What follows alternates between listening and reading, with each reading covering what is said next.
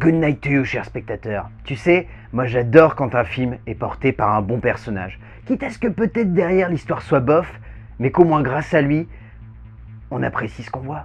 C'est devenu rare aujourd'hui qu'un film puisse se permettre cela, tant on est dans une époque où l'aventure et l'histoire prévalent absolument sur la manière avec laquelle le protagoniste qui porte le long métrage évolue. Et si on a pu voir un Roland cela arriver au début des années 2000 et 2010 avec certaines grosses stars, cela n'a jamais aussi bien pris que durant cette période bénie des années 70 et 80.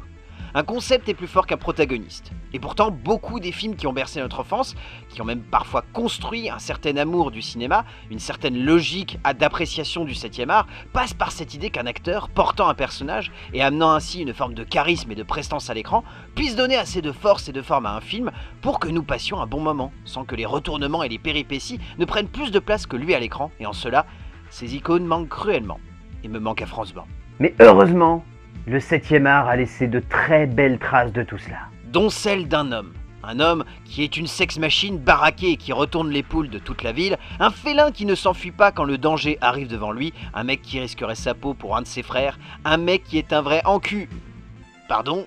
Bref, vous aurez compris, lorsqu'en 1971, Gordon Parks offre au 7e art la figure iconique de la blaxploitation que sera Shaft, personne ne s'attendait à voir débarquer une telle masse de charisme et de puissance cinématographique, parvenant à être aussi captivante que finalement très cohérente avec son époque.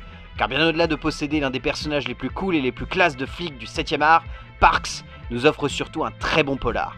Un polar qui rend hommage à toute une culture américaine, sous-représentée à ce moment-là dans la production hollywoodienne, et qui trouve par les traits et la classe de Richard Roundtree, un de ses plus fervents défenseurs et surtout l'une des icônes les plus imposantes de cette production.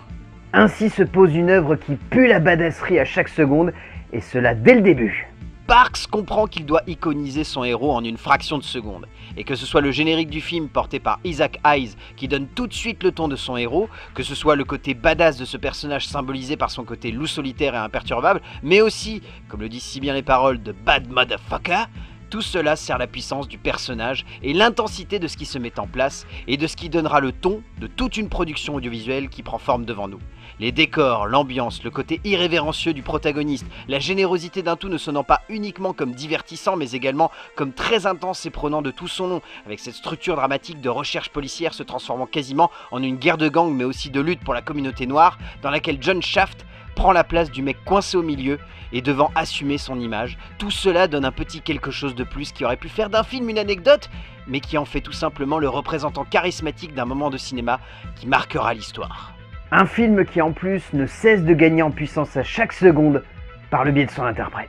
Car bien sûr, si vous connaissez ce film, ne serait-ce que de nom, bien au-delà de la musique culte d'Isaac Hayes, c'est surtout par le biais de Richard Roundtree, décédé tout récemment mais qui a marqué le 7e art par la puissance d'interprétation et de composition de son personnage, qui encore aujourd'hui sonne comme on ne peut plus moderne, ayant inspiré un paquet d'icônes et d'acteurs dont un certain Samuel Jackson qui ira jusqu'à lui rendre hommage en reprenant le personnage dernièrement. Bien sûr, je dois vous conseiller de voir ce film. Car bien plus encore que d'être un film qui a marqué les spectateurs à son époque, c'est un pur film d'exploitation, et pas que de blaxploitation.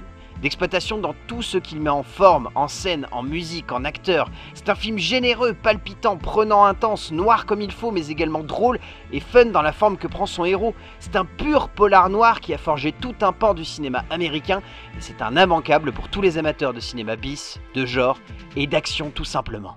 C'est juste purement jouissif de voir ce flic rendre la justice où il veut et quand il veut, à coups de poing ou à coups de flingue. Ça fait un bien fou. Bonne séance et on se retrouve devant la porte arrière de votre cinéma le mois prochain.